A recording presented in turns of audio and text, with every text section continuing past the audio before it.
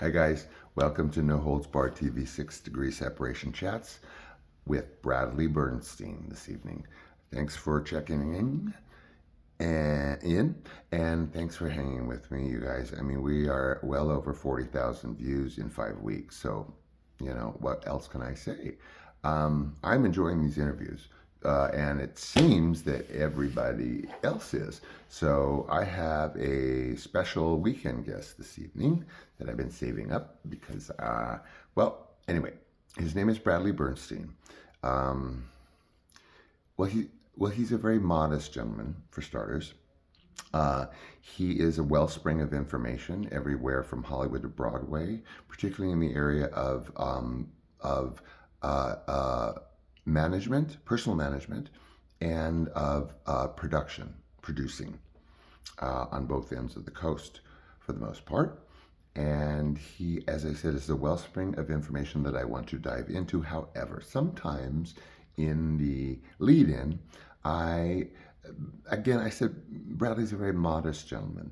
And so I'm just going to clue you in on some fabulousness before we give him a ring.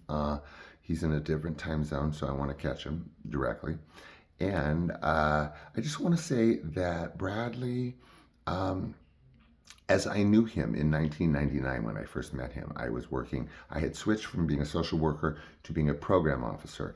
Social worker, then grant writer asking for money, then program officer, official that decides who gets money from nonprofit organizations or for. So I was a program officer at a quite a large, ended up being global organization focused on HIV and its impact on children. So he was a lovely gentleman. I only knew him as a philanthropist. I only knew him as a lovely gentleman.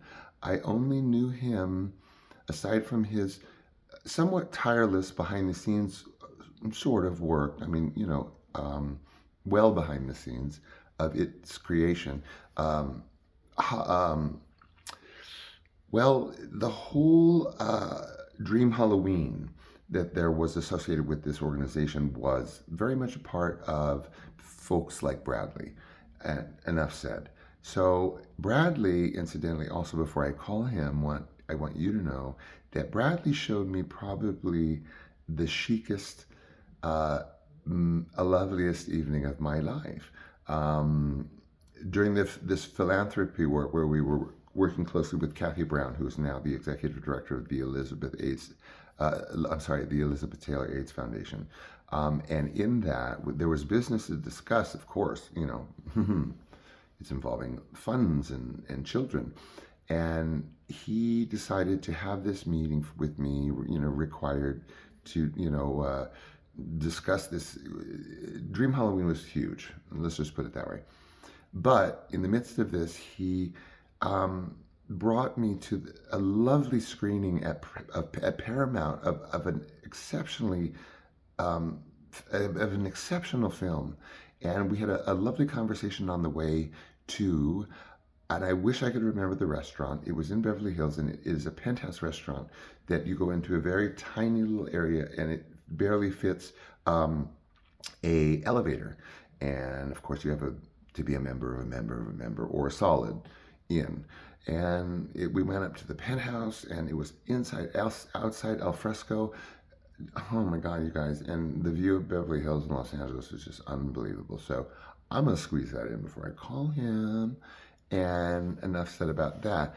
I said in the promo, he went from, well, didn't go from, but he sort of it encompasses now all of that, shall we say, east to west coast wellspring of knowledge about the entertainment and management industry, but he's now an egg farmer. So why don't we find out why that is happening, or how that's happening? What do you say? Let's. Well, hello, gorgeous. Hello, gorgeous. Listen to you. But the one thing I forgot on the lead in because I was telling fabulous little secrets, and I was like had a little grocery list, and I forgot and blah de blah, and he's super cute. But anyway, I know you're too modest to hear that, so that's over. You will have to see that at air. So so, my love, I mean, we've been pen pals. I don't think I've heard your voice maybe once since you and I worked in that arena that you were involved with, with CAF and all that. Where are you? What's happened? And I know you hate this word, but your pedigree in terms of being a wellspring of information from east to west about management and entertainment. Why are you also involved in organics out there? Oh, What? I What oh happened?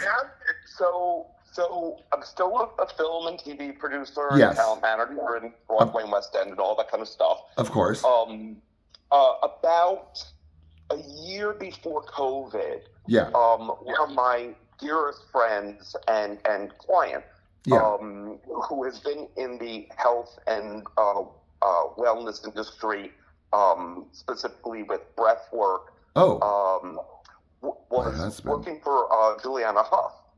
And Oh, they were on tour with Oprah for her. I called it Oprah's Wellness Tour. I don't remember what Oprah called it. right, But right. and that ended right before COVID. Oh, And my friend Nick had called me up and said, "Listen, we've worked so well together, and I told Juliana I really want to spread my wings and start my own breath work retreat company." okay. So I said, "Okay, well, I'm happy to advise and help set a business plan up and all that." And then of course COVID hit, Which you can do in your and sleep, but anyway. yeah, and all of my film projects closed and all my TV projects closed, and none of my clients were working, and, Yeah, and yeah. I'm not complaining for No, myself no. by any means. No, no, no, no. And I had a lot of free time, so I said, "Well, Nick, I'm not doing anything now." So we spent an entire year just sort of building this company, which is called Space, Right. SPACE, Okay. and we do breathwork retreats all around the world. Even during the height of COVID, our retreats were selling out, which was shocking me because I was surprised What? people would even get on planes. Yeah. And then we expanded into a product line, so we Yeah. sell topicals and digestibles, and What? um, yeah, and now we're working on our first hotel. What? Yeah.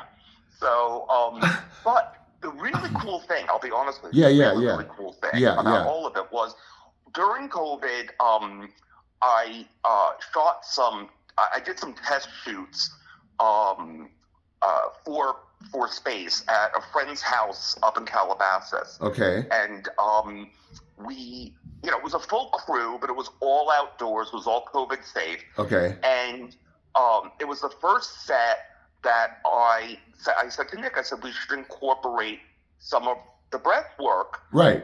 at the beginning and the end of each shoot day, because, sets Oh. are naturally tense, Yeah.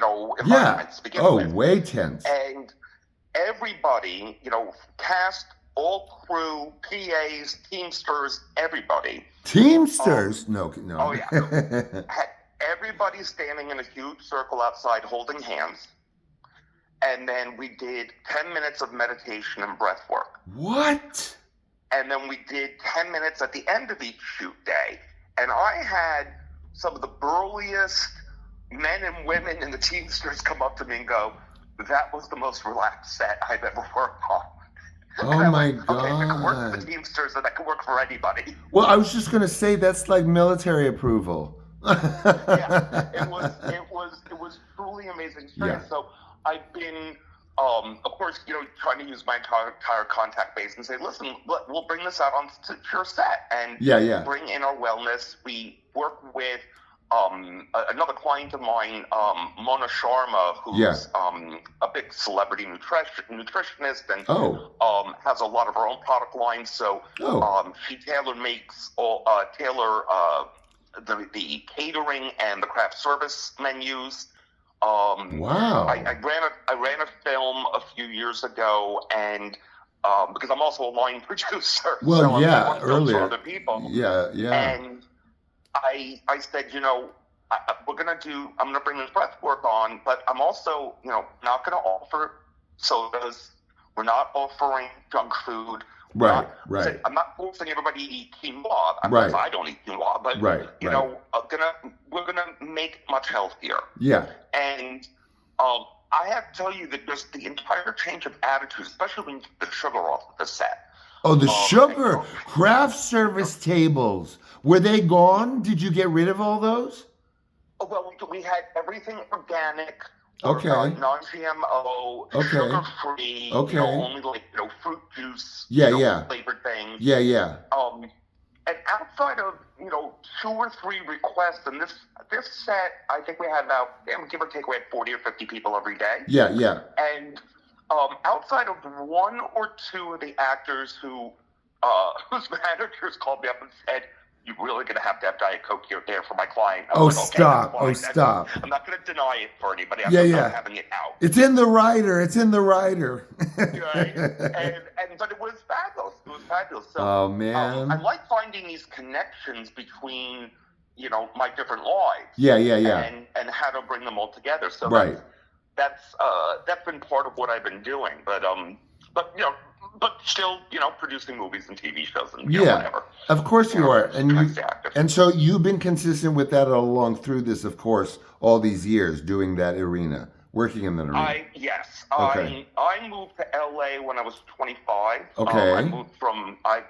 Before being in the film industry, I was in the publishing and electronic games industry, and I lived in Copenhagen, I lived in London. I was a editor for a comic book company and things like that. And then I did not know any of this. By a producer at TriStar, Copenhagen. That I knew. The late and very great Daniel Melnick.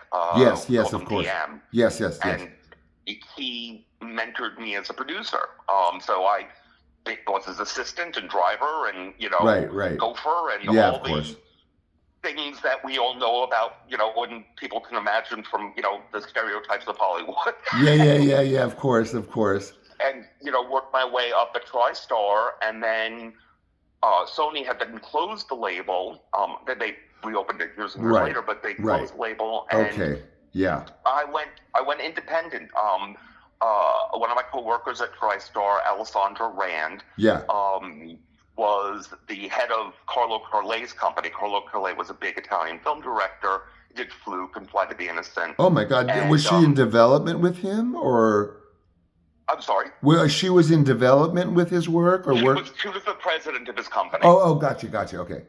And we had shared office space at TriStar because Carlo was doing a film for us at TriStar, so she and I had, our offices were next to each other. Okay. And we became the best of friends. So she's been my partner at our company since 1998. Just before I met you. Did I? I met her at Dream Halloween, right? She was with you. Yes. Okay. Good memory. There you go. Yes, I know exactly. Yes, I do. I'm sorry. Go ahead. So it's Alessandra and I, and then and she participates in the Breathwork company as well. She does a lot of creative work on that side as well. But, right. She's primarily my partner runs the creative on the film and TV side, and we line produce together as well. Okay. She doesn't do too much of the management. I handle more of the management. So if she's more on the film and TV, like you said, the creative or whatever, then where would you put yourself on the other side? Like, I'm so interested. Generally, I pitch myself as the bad cop. Oh, stop. You a bad cop? I just told the audience before that you showed me the chicest evening of my life. So what are you talking about, bad cop? I can't even imagine that. Anyway, go ahead. I'm sorry. I generally handle everything non-creative on the process. Okay. I write the budgets. I write the schedules. I run the non-creative side of the set. So Okay. all the department heads, report to me from that perspective. Of course, yeah. I'm always happy to put my 2 cents of creative in. Well, but yeah. you can only have so many cooks in the kitchen, and you know Yeah, this yeah. from your career. Yeah, yeah, of course. Alessandra is far, far, far more creative and intelligent than I am. Oh, stop, And, Bradley, please. So it's a good balance. I told you it's he's a really modest. good balance. You know, she's a sole writer and she's a sole director. Yeah, and, so yeah. she understands Right. those types of positions much better than, if I'm standing on a set and I'm watching a shot, I'm calculating it, how many shots have we done and how many minutes have we taken and what the cost run on that is. She is sitting there going, did we catch every angle? Did we catch, so it's a different, we use different sides of our brain. Yeah, but that's isn't that wild, producing like that? That's wild. I love it. Look, I'm lucky. I'm really lucky. I went to LA with no film or TV experience. I was able to get a job. I thought I'd be in LA for 2 years. I was there for 25 years. Oh my God. And I will never, ever have anything bad to say about Los Angeles or California. Right. It gave me my career, my partner. That's how I met my husband. Wow. I think there are a few people that move to LA and they kind of just loathe it the whole time they're there. Yeah. I don't buy into that. For all the faults, there's no perfect place on the planet. No, so there isn't. Enjoy your life. Yes, and I think I would interject that it is, would you agree, a much different scenario nowadays, whatever that means, like you said, walking into it, having a more supported, more, I don't want to say inclusive, but open-minded and tolerant or something than it would have been, let's say, when I was in there, correct? Wouldn't you say? Oh, yes. Oh, okay. 100%. Okay. I almost felt, and all the gays in my life are going to criticize me for saying this. Oh, stop. I almost felt like I was a novelty gay. Really? That, that so many of us were not out of the closet yet. Yes, no. As gay as the industry comes off. Yes. A big chunk of it, even today, is not necessarily very comfortable. No. And, on both sides, gay and straight. Sure. I think that I always felt like I was a little bit of novelty, and then as culture advanced and evolved, we moved forward, and people were more accepting of each other. Correct. I sometimes find that I miss the novelty, and I go, "Oh, I'm not that special anymore." Oh, stop! I feel. Oh my God! I perversely feel the same way, but we'll talk after. We'll talk off record. Listen, I mean, there's so much. Okay, and I mean, we do have time, but. I got to ask you, since I was a kid, okay, when I first saw, Sweeney Todd with Angela Lansbury, front row center with my stepmother, of course, the creative, and I'm like, a worshiper of good acting. I have always had this niggling little, like, obsessive curiosity about what is sort of like, I mean, of course, a nutshell, but what's the kind of soup to nuts of producing and coming out of the end of a Broadway show? What is, like, can that be nutshell? Like, what is it like? Oh my God. Nutshell. I know it's impossible. It's I don't mind if Disney, if the Disneyfication, I don't know if that's, I can make that word, right. But I don't mind what Broadway and the West End have become since I was, actively producing. Okay. I love the intellectual properties that have come out. Okay. But the stuff that really kind of gets me going, or these independently financed, not experimental, but just gutsy productions. And right. How do you do that? I mean, I don't want to say that all the productions I did, fall into that category. No. But it's, it's private equity. It's, of raising course. money for it. And, finding the right cast. But right. Look, it's very similar to filmmaking in the sense that, look, you have to have a great script and you have to have a great director. Right, correct. And of course, great performers, but you can't even start it without the great script and the great director. Yes, first and foremost, of course, yes. I just find that most people that that have been involved, at least in our shows, Yeah. Look, they have a respect for the theater. They Yeah. know that it's not necessarily going to make any money. Yeah, of course. That can't be the initial goal No. going into No, it. no. That it has to be a passion for the art. I happen to have a great passion for the art. The joke in our company is I generally wouldn't buy tickets to any of the shows I've produced. Wow. Because I produce mostly limited run, star-driven revival plays. So I've done Ibsen and Tennessee Williams and those types of shows. I'm much more an over-the-top musical guy. Really? I saw Rent so many times. I was singing in the audience. So listen to you! Wow, how wonderful! Yeah, but I'll tell you the most exciting, not necessarily from the producing point of view, from the talent management point of view, are when I get to see my clients on live stage. Is it really? What does that feel? What does that feel like? It gives me goosebumps even talking about it. Does it? It is. The amount of expression and creativity that you can put onto this three-dimensional stage that you just simply cannot do in film and television. Unbelievable. I think it's just miraculous, and it's almost unheard of for me not to enjoy a show even if I didn't like the show. Me too. Because of the sweat that comes off of that stage. Correct. Exactamundo. Exactamundo. Yeah, just again another total shift left field off the top of my head actually, because when I talk about my acting method, which is like a hybrid of when I studied with Lee Strasberg through unfortunately 750,000 other coaches, would you can also kind of touch on what is the difference for people? How do you explain the difference between stage acting and film acting? That's a really, really good question. So whenever I assign a new client, and we're going through their resume and their abilities and everything, and I talk about this, and the first thing I always say is, look, I'm a believer that 95% of all stage actors can transfer to the film and TV media. Really? And in the reverse, right? That can't. Yeah. Because they only can really outdo themselves interacting with a live audience. Really? But it doesn't go the other direction. That's what I was thinking. It's not 95% of the TV and film actors can go on stage. Are you That's kidding? not their fault. Well, it's not their fault, and that's not degrading their careers. No. It's just, you have to... The first show I was a producer on was the revival of Amadeus on Broadway. Oh, stop. And it starred David Suchet and Michael Sheen. What?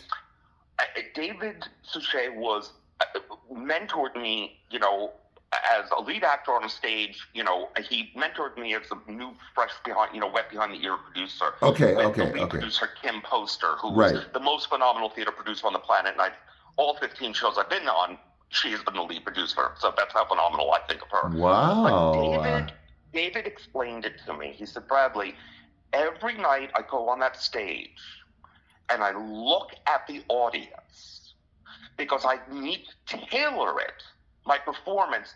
Who's in that audience? Do I have a young audience? Do I have an older audience? Do I have a loud audience? Do I have a quiet audience? Are they going to be interactive or not interactive? I never thought of this. So watching that challenge. Yes. Which you don't have in film or TV. No, you do not. In TV, when you have a live audience, for a sitcom or something like that. Yes. Generally speaking, no. You don't have that.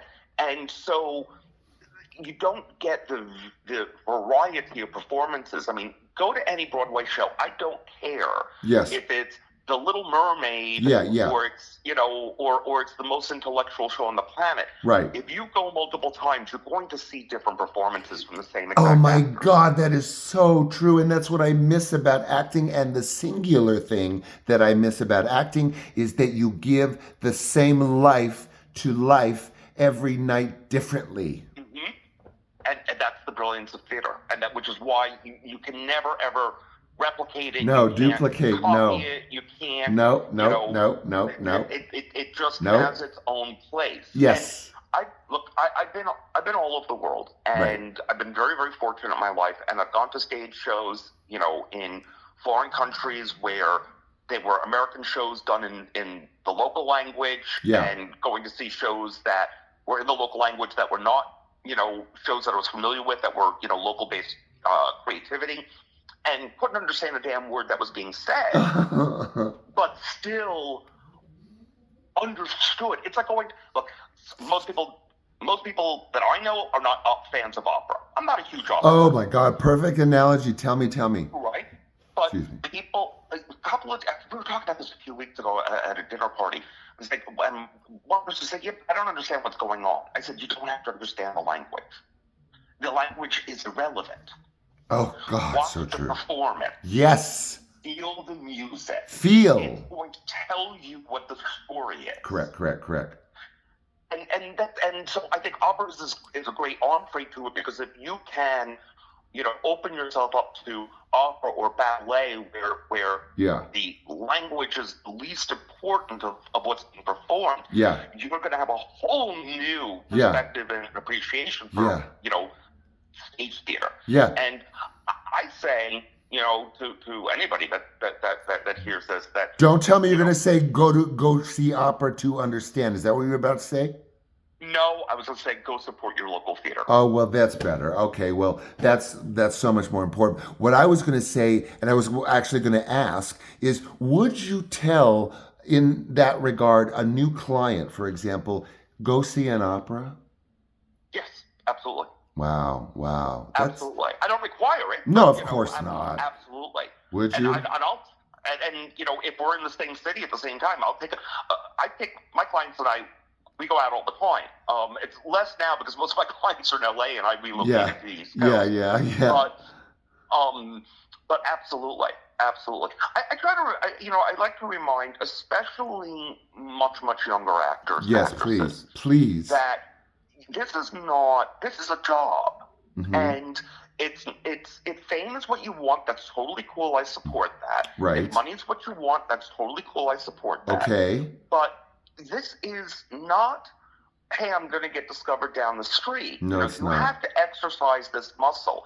And yes. in a non-traditional job like acting, yes. you have to be far more responsible. Yes. To continuously exercise that muscle. Yes. And exercising that muscle can mean a lot of different things depending on your perspective. So yes. it can mean exposing yourself to the arts, whatever the arts are. Mm-hmm. It can mean going to class. It can mean going to voice training. Mm-hmm. There are lots of different things, being community theater when yes. you're not working on do a it, set. do it.